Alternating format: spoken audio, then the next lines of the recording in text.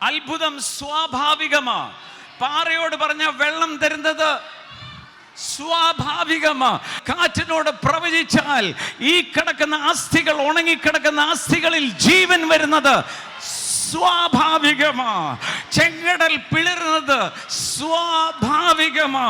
ഒരു വീണ്ടും ജനിച്ച ദൈവ പൈതൽ വഴി കണ്ടിട്ടല്ല ഇറങ്ങുന്നത്, നടക്കുമ്പോൾ വഴികൾ തുറന്നു വരിക ചെയ്യുന്നത് സ്വാഭാവികമാ. എൻ്റെ അകത്ത് ദൈവം പറഞ്ഞത് സ്വാഭാവികമാ. നീ വാലല്ല, ഞാൻ നിന്നെ തലയാക്കും. സ്വാഭാവികമാ.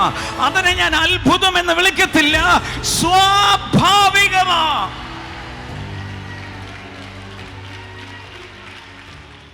എൻ്റെ കൈക്ക് വേദനയാ ഭയങ്കര. അപ്പം ഞാൻ കൈക്ക് വേദനയില്ല എന്നല്ല പറയുന്നത്.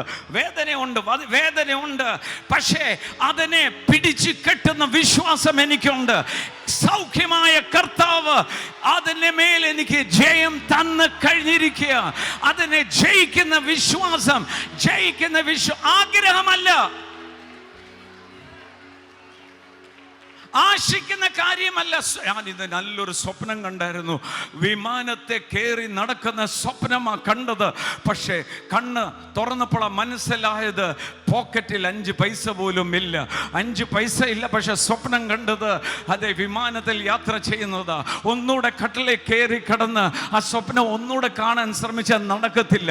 പക്ഷേ കണ്ട് സ്വപ്നത്തെ വിശ്വാസത്തിനകത്ത് കയറ്റിയാൽ കൈയുള്ളതല്ല, കാണാത്ത കാര്യത്തിന് ജീവൻ കൊടുക്കുന്നത് നിന്റെ വാമൊഴിയായിട്ടുള്ള വിശ്വാസമാ. ആഗ്രഹത്തിന് അടിസ്ഥാനമില്ല, വിശ്വാസത്തിന് അടിസ്ഥാനമുണ്ട്. Faith is the substance. വിശ്വാസം എന്നോ കാണാതെ ആശിക്കുന്ന കാര്യങ്ങളുടെ ഉറപ്പും കാണാത്ത കാര്യത്തിന്റെ സ്വാഭാവികമാ.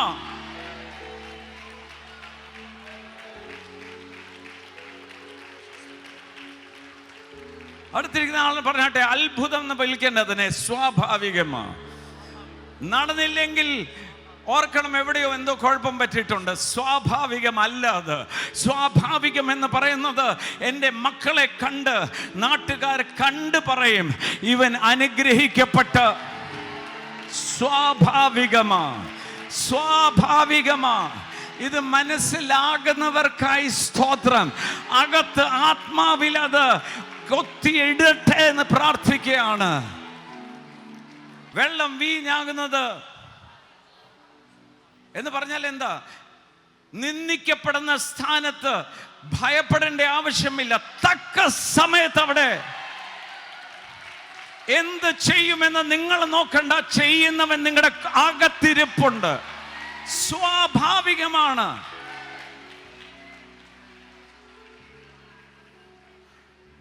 നാളെ എന്നാ ചെയ്യും? നാളെ സൂര്യൻ ഉദിക്കട്ടെ എന്നേ. യേശു എന്നോട് പറഞ്ഞിരിക്കുന്ന ഒന്നിനെ കുറിച്ചും വിചാരപ്പെടണ്ട, നാളത്തെക്കുറിച്ച് ഒട്ടും വിചാരപ്പെടണ്ട. നാളെ നിങ്ങളെക്കുറിച്ച് വിചാരപ്പെട്ടിരിക്കുന്നു. നാളത്തെ സൂര്യൻ ഉദിക്കുമ്പോൾ ഇത് പറഞ്ഞുകൊണ്ടാണ് ഉദിക്കുന്നത്. തങ്കു ഹല്ലേലൂയ, എഴുന്നേറ്റ് കഴിഞ്ഞാൽ എന്തൊക്കെയാ പറയാൻ പോകുന്നതെന്ന് അറിയത്തില്ല. ദൂതന്മാരെ തയ്യാറായിക്കോ, സൃഷ്ടി തയ്യാറായിക്കോ. കാര്യം നാളത്തെ ദിവസം എഴുന്നേൽക്കുമ്പോൾ എന്തൊക്കെയാ പ്രഖ്യാപനം നടത്താൻ പോകുന്നതെന്ന് അറിയത്തില്ല. നാളെ നിങ്ങളെക്കുറിച്ച് വിചാരപ്പെടുന്നു. നാം നോക്ക്, ഇവിടെ എഴുതിയിരിക്കുന്നത് ആരെങ്കിലും കേട്ട വചനം ചെയ്തില്ലെങ്കിൽ ആരെങ്കിലും. പക്ഷെ അടുത്ത വാക്യത്തിൽ ആരെങ്കിലും നല്ല പറയുന്നത്. വായിച്ചേ 25. സ്വാതന്ത്ര്യത്തിന്റെ തികഞ്ഞ ന്യായപ്രമാണം. നല്ല ഒച്ചത്തിൽ പറയണം. സ്വാതന്ത്ര്യത്തിന്റെ തികഞ്ഞ ന്യായപ്രമാണം.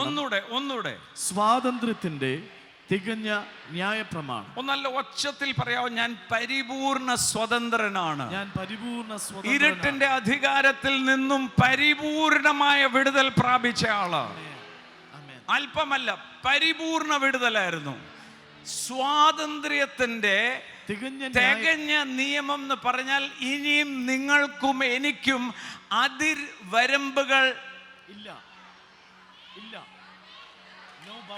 ഇന്ന് കുടിലായിരിക്കും താമസിക്കുന്നത്, പക്ഷെ ചിന്താഗതികൾക്ക് അതിർവരമ്പുകളില്ല.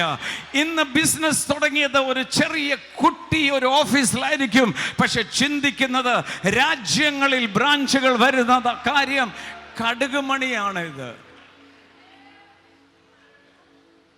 സ്വാതന്ത്ര്യത്തിന്റെ തികഞ്ഞ ന്യായപ്രമാണം. സ്വാതന്ത്ര്യത്തിന്റെ പ്രമാണമല്ല, സ്വാതന്ത്ര്യത്തിന്റെ തികഞ്ഞ തികഞ്ഞ എന്ന് പറഞ്ഞാൽ എന്താ? ഇനിയും നിങ്ങളെ സ്വതന്ത്രപ്പെടുത്തേണ്ട വേറെ ഒരു കാര്യവുമില്ല. നിങ്ങൾ പരിപൂർണ സ്വതന്ത്രരാണ്.